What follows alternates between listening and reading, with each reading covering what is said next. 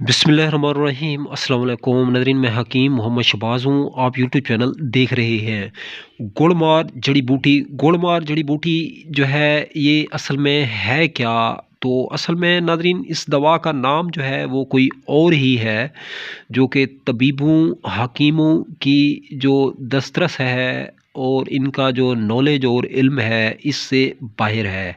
तो ये अल्लाह को ही इल्म है। गुड़मार दरअसल असल में इसे इसलिए कहा जाता है, गुड़मार जड़ी बूटी को गुड़मार।